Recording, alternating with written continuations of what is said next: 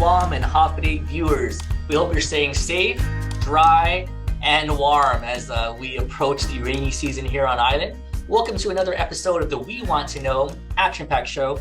I'm your host and executive director for the Action Pack. My name is Phil Letty, and our special guest candidate today is Mr. Fred Bordallo Jr. Holiday Fred. Holiday Phil, thank you for having me. Absolutely. Thank you for accepting the invite to have this conversation with me, as well as for our Action Pack members and the viewers and voters here on island. As a quick intro to the Action Pack was formed out of a need to play an active role in government, beginning at the grassroots level. Action Pack comprises from members of the cross-section of our society, representing all walks of life, united in our belief that we can affect change through action. We welcome you to get to know us better, and we hope to help you get to know our candidates better. So again, Mr. Bordallo is one candidate vying for one of your 15 votes in the upcoming primary election. Mr. Fred, would you like to say a quick message to our viewers before we get into the interview questions? Okay, first of all, I like to say thank you again, Action Pack, for having me. And I want to tell all the viewers that this election is very crucial. You know, it's now a gubernatorial election, and you also choose your congressional delegate.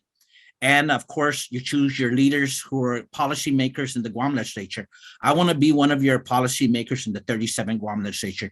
This is my third time that I've ran in a campaign for senator. I ran in 2016. I ran in 2020. The voter turnout was very low. Those were midterm elections. This is a gubernatorial election. So if you go out there, your vote is going to count. And I encourage you to go and vote on it. I'd like to thank my friends, family, and supporters for being with me in all the campaigns I have so we can make change. I really want to make change and make a difference in the lives of everyone on Guam, securing the future of our families. Very important statement, and I will echo the statement. It is a very important election. We do need the voters to turn out, and we are seeking change. So as we get into our interview questions, our first question we ask our candidates is, Mr. Fred, please let us know, what are your 3 platform pillars? Yeah. Nice. Well, I come from a large, extensive work experience in public safety. So my platform, of course, starts that I want to make sure that everyone is safe. The economy cannot recover if the public safety is not strengthened in terms of all our local law enforcement, to include the situation with border protection. And I come with an extensive background of that work experience at the senior level as a former chief of police. And then, of course, I want to look at our veterans, but most importantly, too, I know by going to University of Guam, getting a degree in public administration, both undergrad and graduate, working at the School of Business Administration, School of Business and Public Administration, that I always interacted with business students too. And they are now leaders in the business community. So I want to partner up with small business and advocacy. I want to start that up. And I want to make sure that the economy can recover, to make sure government is very cost efficient and helps our businesses. I got endorsed last campaign by the real estate, the Guam realtors, because, I'm for that kind of development and making sure that that each of the industries, tourism and everything, are supported. And then my third area that I'm going to focus on is the substance abuse. I used to be I head the narcotics Violent Street Crimes Task Force. And as chief of police too, one of the things that I was always concerned about is our drug situation. And I come with a graduate degree in human relations, a lot of it also. That's why I got appointed before to the Behavioral Health and Wellness, one of the boards there in substance abuse, because you can't just rely on enforcement. You got to rely also on reducing the demand through addiction treatment to the drug addicts, and in education to reach our youth to make sure they don't fall into that trap of drug abuse.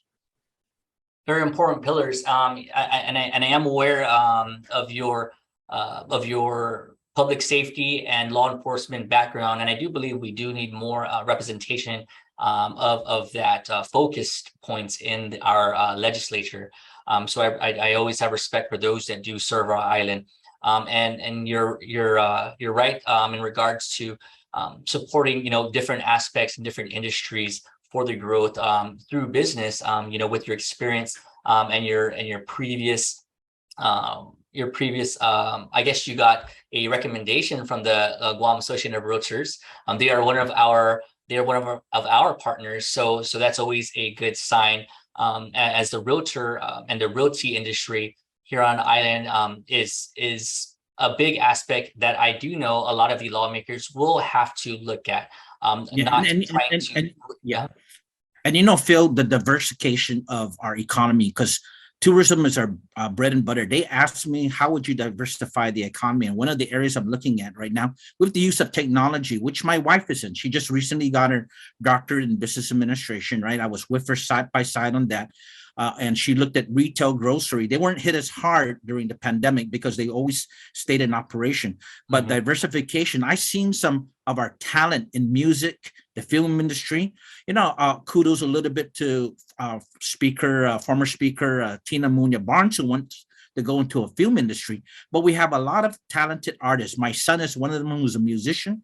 And I think when we use technology, leverage that, we can export that and share that with the world. And I'm going to be a very sharp in terms of my laser focus and really looking at our entertainment industry, from musicians to our art and humanities, really expand it and showcase that to the world. We have amazing talent here on island, so I do appreciate your advocacy to showcase our local talent to the world. Thank you so much for sharing your platform pillars, Mr. Bordallo. So we'll move on to our next question. Our follow-up question is, what is one main focus item that you believe you can realistically accomplish in one term?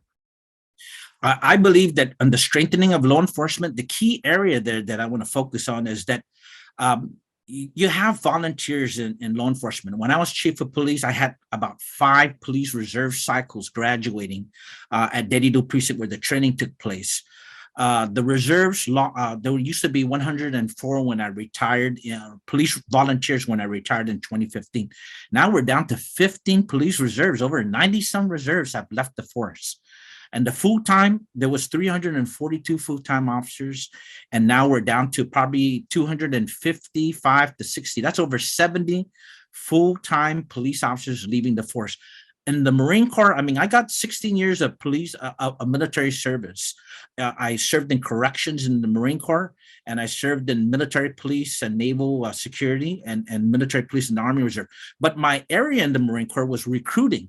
So when I'm going to face a director at the legislature, when I have an oversight or even a roundtable discussion, and I talk about their recruitment and retention, I know what I'm talking about because I served that kind of assignment. And a lot of it is really about what's happening in terms of what kind of reason they're leaving the force. It may not be just about pay. Sometimes it may be the working conditions. And that's even business leaders know about the working conditions of their business if they see some other business take away their employees. And that's why as business leaders and as public sector lawmakers, we want to make sure we put the incentives to people to stay at work and not leave work, but stay at work. And then the business leaders and the public sector managers invest in your employees. That's absolutely right. It's very important. And if there's one sector of the government that I personally feel we can and should grow quickly and immediately, is our public safety. I mean, I think we're all at this point worried, concerned, and really truthfully tired of seeing case after case after case of harm to our citizens, of robberies to our homes and businesses. Enough is enough. And that's a really, really stark. And Phil, let me add that yesterday while I was at my cousin's funeral, Kenny Bordallo, who passed away, I met one of the GPD statisticians when I was and he came from the private sector, he in the fuel company.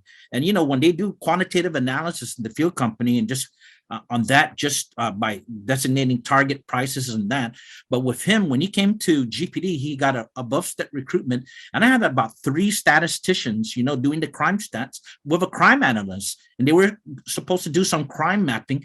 When I retired, GPD lost not only their chief statistician, they lost the other 2, the other statistician, the crime analyst, and they're only down to 1 statistician. And the crime stats is dated to 2019. That's 2 years old. For decisions, strategic level decisions to be made, it's data driven in crime. So when people are saying crime is high or crime is low, you got to really look, what are the stats? What are the 2021 stats? But the GPD is way behind in the 2019 stats. And when I'm a senator, I want to go in there and I think I can fix that in a diplomatic way with the leadership at GPD and working with the governor, and working with the other law enforcement leaders. If you have data, it should be collected, at one place. I think GPD is the place, but let's start picking up those crucial decisions of statisticians and crime analysts.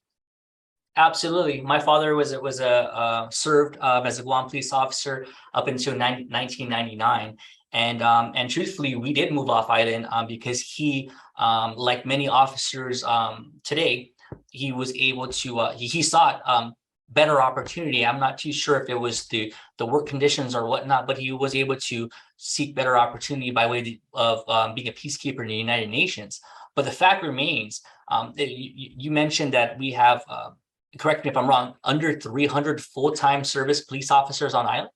About when I got a briefing from acting police commander Manny Chong, he said they're right now GPD is now at their 250. So you do the subtraction, 342 when I left to 250.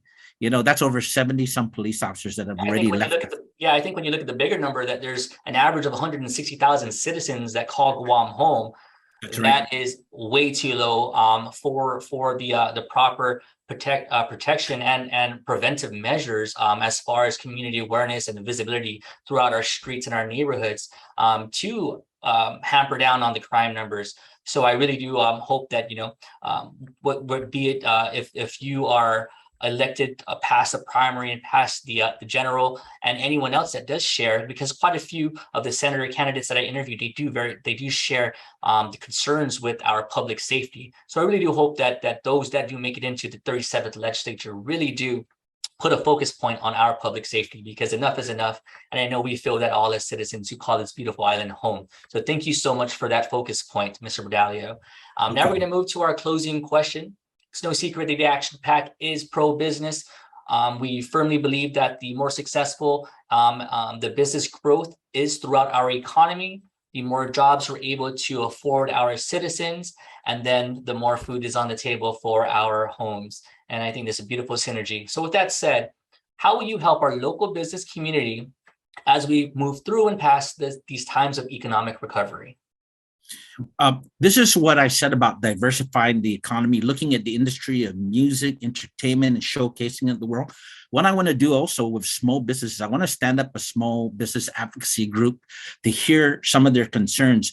But mostly what I want to do is, because as I said, businesses, if we can get some incentives as a lawmaker for the business to invest in their employees.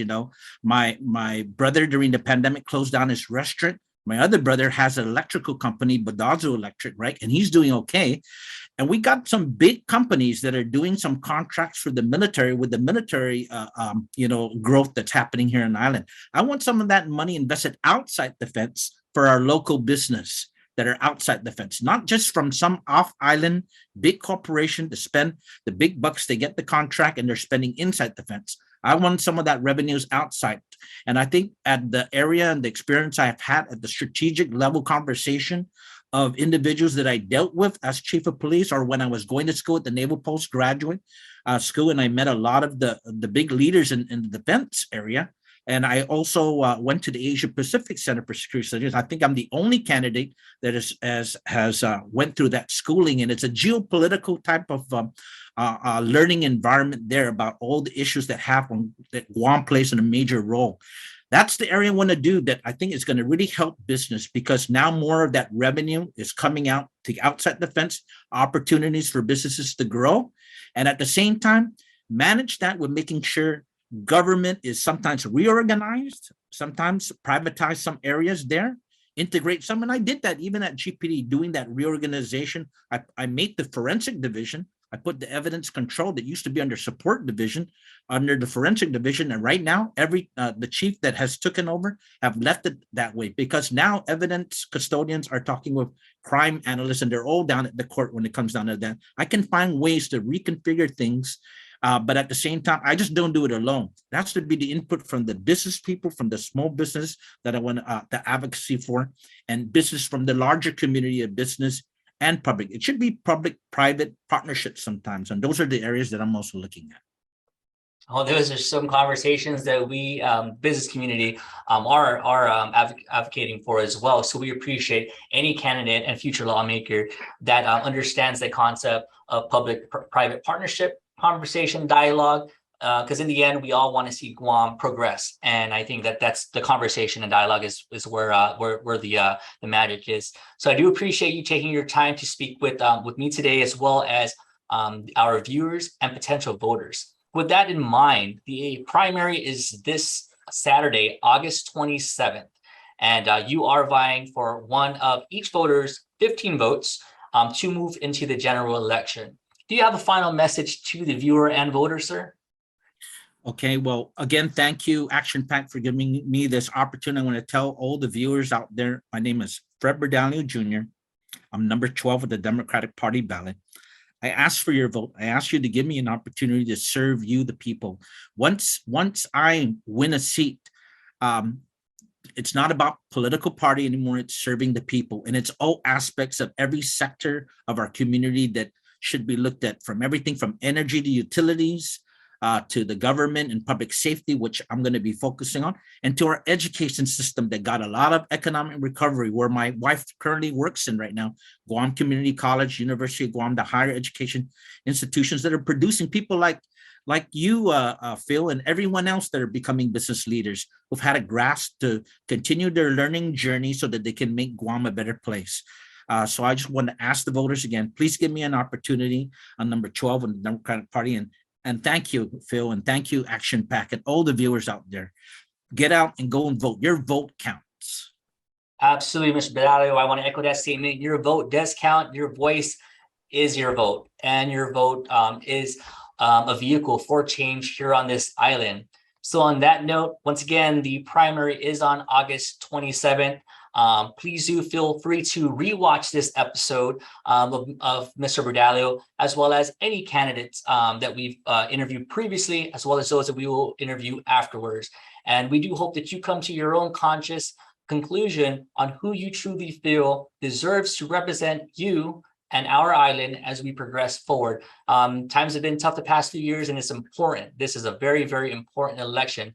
With that said, we welcome Mr. Bordallo, you as well, and your family and your supporters, as well as all of our viewers. If you have not yet registered to be a member of the Action PAC, registration is free. Please visit actionpacguam.com. It's a quick membership form, and that'll link you to and add you to our emailer, where you will get up-to-date news. You will be the first one to know when we release new candidate interviews and all of the activities from the Action PAC, as well as our partners. Well, thank you so much for your time, Guam. This is another episode of the We Want to Know Action PAC show. This is special guest candidate, Mr. Fred Bordallo. My name is Phil Letty, your executive director. Please be safe, drive safe, buckle up, and arrive alive. Thank you so much, and God bless.